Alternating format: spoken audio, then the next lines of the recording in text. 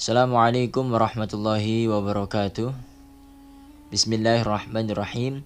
Alhamdulillahirabbil alamin wa bihi nasta'inu ala umuri dunya waddin. Wassalatu wassalamu ala asyrafil anbiya'i wal mursalin sayyidina wa maulana Muhammadin wa ala alihi wa sahbihi ajmain, amma ba'd.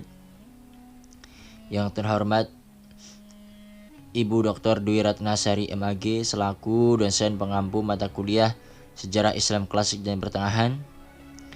Tidak ketinggalan para teman-teman mahasiswa-mahasiswi kelas PAID yang senantiasa kami banggakan.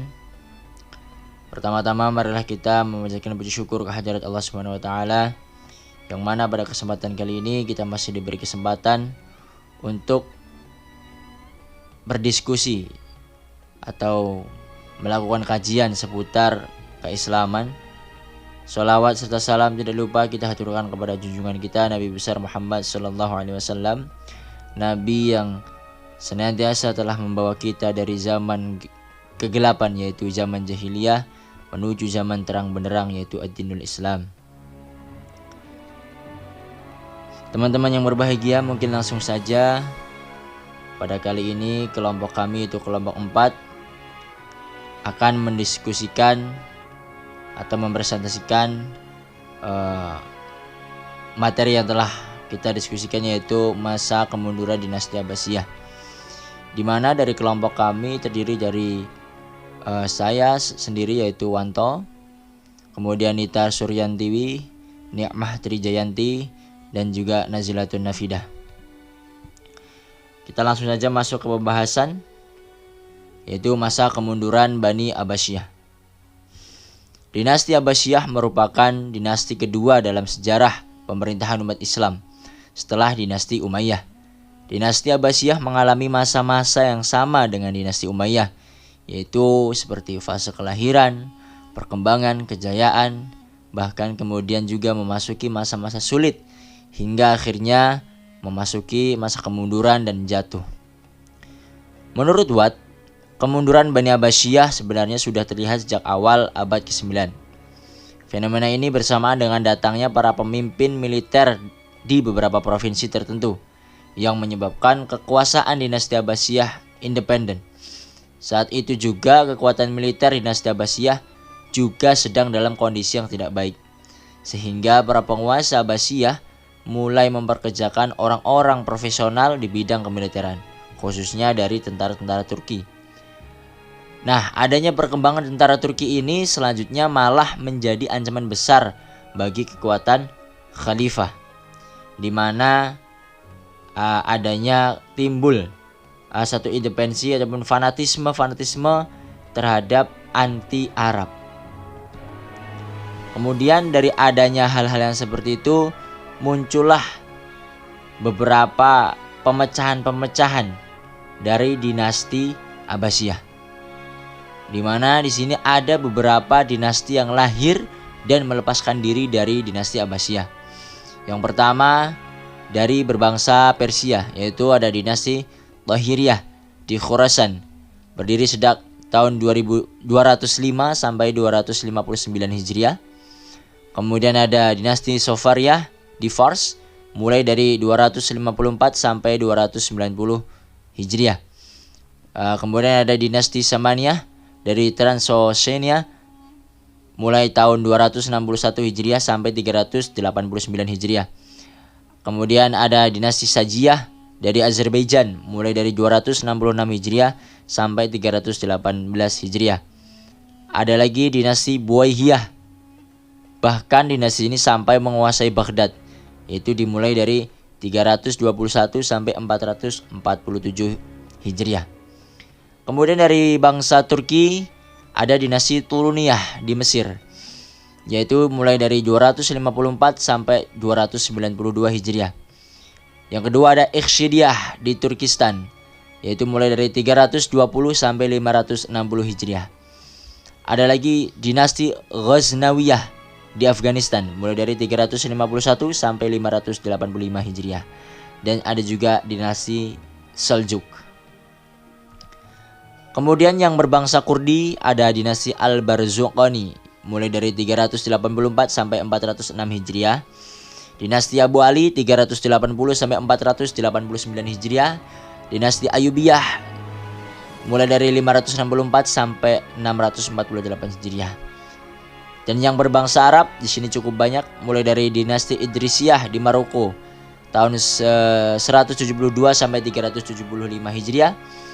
Dinasti Aghlabiyah di Tunisia mulai dari 184 sampai 289 Hijriah. Dinasti Dulafiyah di Kurdistan mulai dari 210 sampai 285 Hijriah.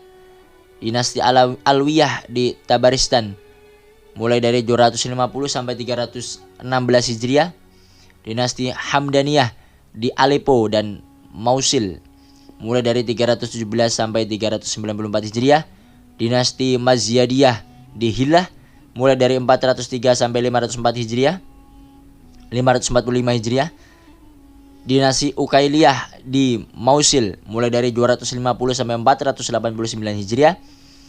Dan terakhir ada dinasti Mirdasiyah dan di Aleppo tahun 404 sampai 472 Hijriah.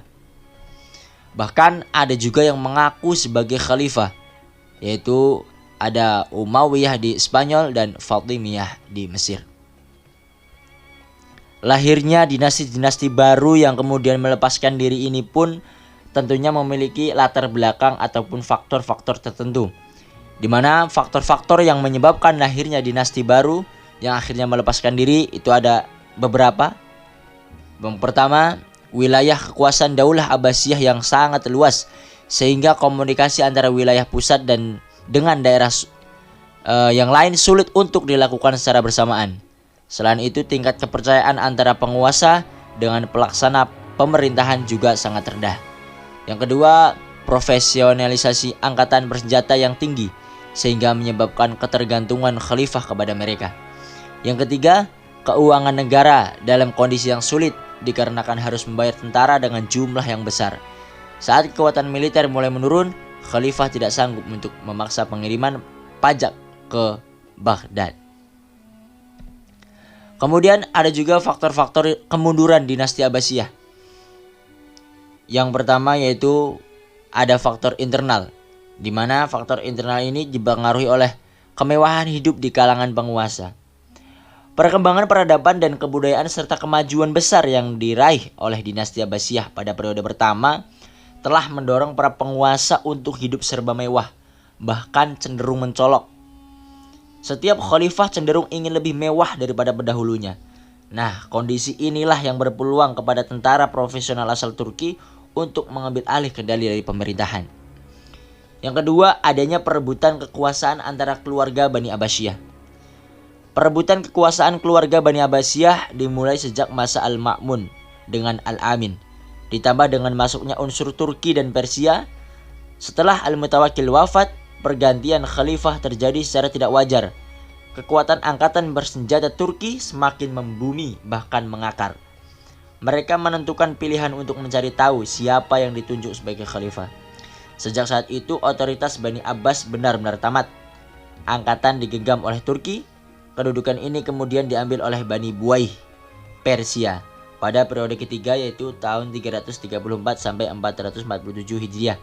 Dan kemudian dipindahkan ke garis salju Turki pada periode keempat 447 sampai 590 Hijriah. Yang selanjutnya yaitu munculnya aliran sesat dan fanatisme keagamaan. Ketidakcapaian keinginan Persia untuk menjadi penguasa yang maksimal akhirnya menimbulkan rasa kekesalan yang kemudian memotivasi sebagian di antara mereka untuk menyiarkan pemahaman Mazdakisme, Manuisme, dan Zoroasterisme. Gerakan ini dikenal dengan gerakan Zindik. Dengan adanya gerakan ini, keyakinan para khalifah mulai tergoyahkan. Perjuangan keras yang dilakukan Khalifah Al-Mansur untuk melenyapkan pasukan Zindik tidak sebatas itu saja. Beliau juga membantai Khawarij yang menegakkan negara Syafriyah di Sajal Masah pada tahun 140 Hijriah. Al-Mahdi yang menggantikan posisi ayahnya Al-Mansur sebagai khalifah berikutnya, ia pun melanjutkan misi ayahnya untuk memberantas orang-orang Zindik. Selain itu, ia juga melakukan mihnah guna menghilangkan bid'ah. Namun semua itu tak bisa menghentikan gerakan mereka. Perselisihan di antara orang beriman dengan pasukan Zindik terus berlangsung hingga sampai terjadi pertumpahan darah antara kedua golongan. Yang keempat, ada kemerosotan perekonomian.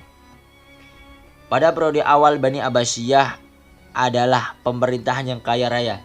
Pemasukan uang lebih banyak daripada yang dipakai. Jadi Baitul Mal penuh dengan kelimpahan.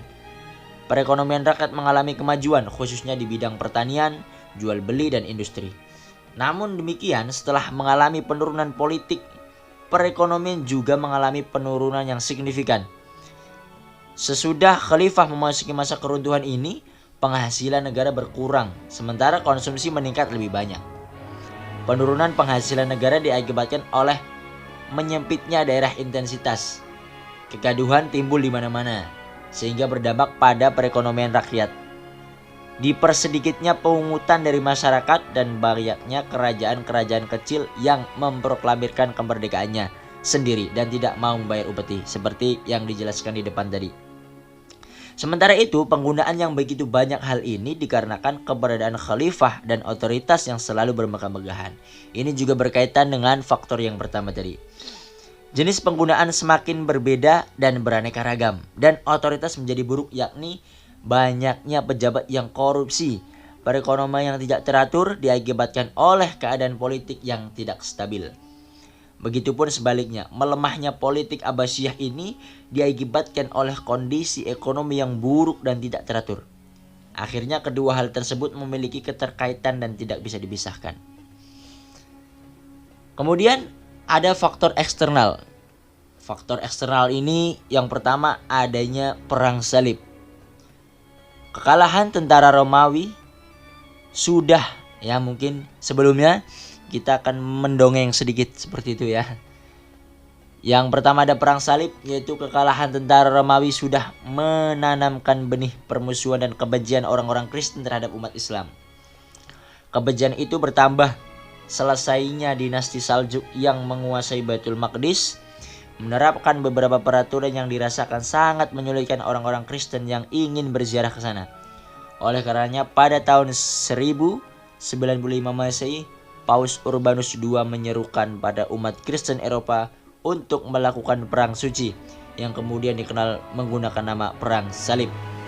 Perang Salib ini terjadi dalam tahun 1095 Masehi ketika Paus Urbanus itu berseru pada umat Kristen pada Eropa untuk melakukan perang suci, untuk memperoleh peluang keleluasaan berziarah pada Baitul Maqdis yang dikuasai sang penguasa Seljuk, dan mengganggu efek juga invasi berdasarkan tentara muslim atau daerah Kristen.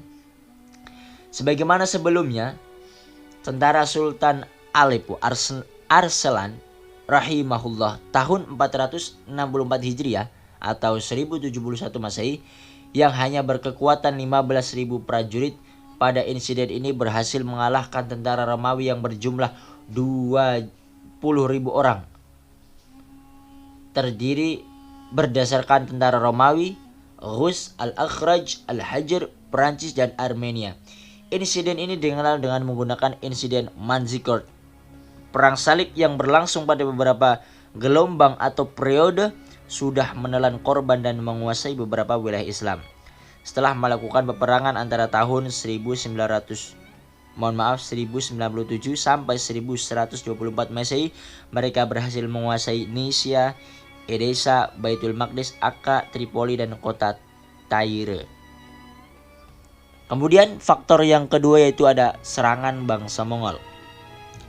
Orang-orang Mongolia merupakan bangsa yang asalnya dari Asia Tengah, sebuah daerah terjauh pada Cina.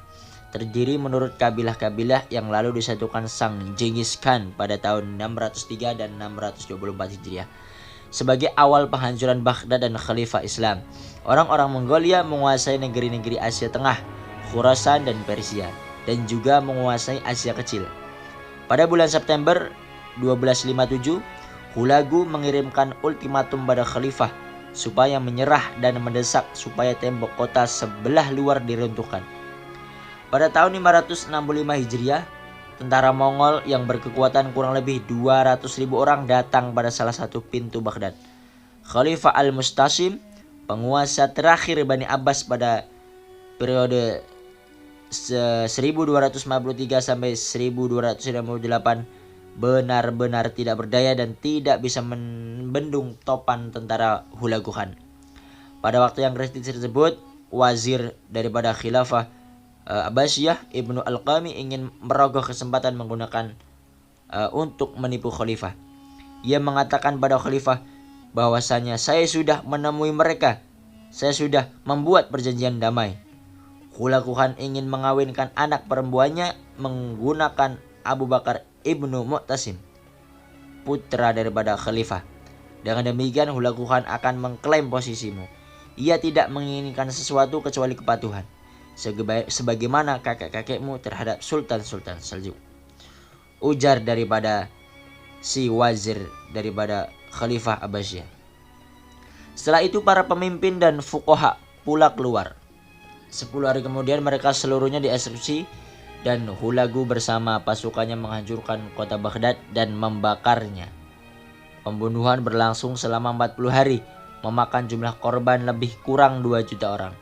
Ribuan sarjana dan warga Baghdad dibantai, dan dengan terbunuhnya Khalifah Al-Mu'tasim sudah menandai babak akhir berdasarkan dinasti Abbasiyah. Khalifah mendapat usul itu. Kemudian beliau keluar beserta beberapa orang pengikut dan membawa mutiara, permata, hibah-hibah berharga lainnya untuk diserahkan kepada Hulagu Khan. Hibah-hibah itulah yang kemudian dibagikan kepada Hulagu pada para panglimanya. Keberangkatan khalifah disusul sang para pembesar istana yang terdiri berdasarkan pakar fikih, orang-orang terpandang. Tetapi sambutan Hulagu Khan benar-benar ada pada luar dugaan khalifah. Apa yang dikatakan wazir ternyata tidak benar. Mereka seluruhnya termasuk wazir sendiri dibunuh dengan leher dipancung secara bergiliran. Dengan penghilangan nyawa yang kejam ini, berakhirlah kekuasaan Abbasiyah pada Baghdad. Kota Baghdad sendiri dihancurkan homogen menggunakan tanah, sebagaimana kota-kota lain yang dilewati tentara Mongol tersebut. Walaupun telah dihancurkan, Hulagu Khan menetapkan kekuasaannya pada Baghdad selama 2 tahun, sebelum melanjutkan gerakan ke Syria dan Mesir. Jatuhnya kota Baghdad dalam tahun 1258 Masehi ke tangan bangsa Mongol bukan saja mengakhiri kekuasaan khilafah Bani Abbasiyah pada saat itu, namun pula adalah awal berdasarkan masa kemunduran politik dan peradaban Islam.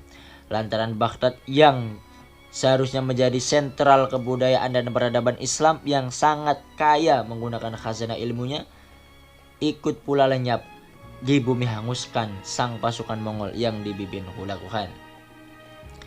Seperti itu beberapa faktor-faktor kemunduran daripada dinasti Abbasiyah baik maupun internal dan eksternal.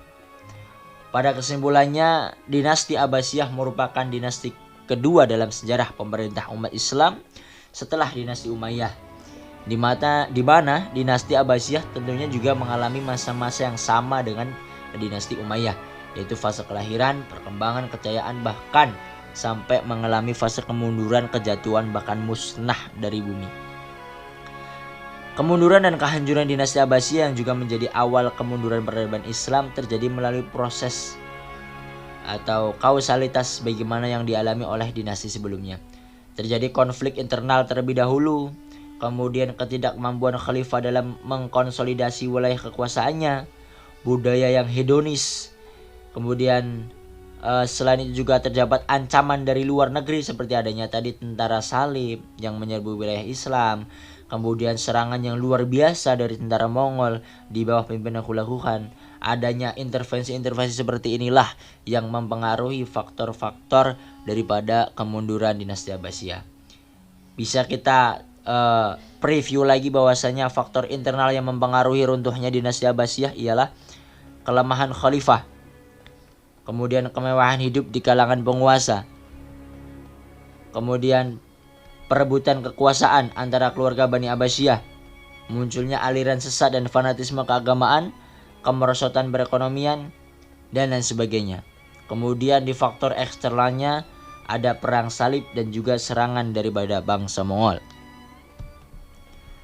Teman-teman yang berbahagia, mungkin itu beberapa penjelasan-penjelasan dari kami tentang fase fase kemunduran dinasti Abbasiyah.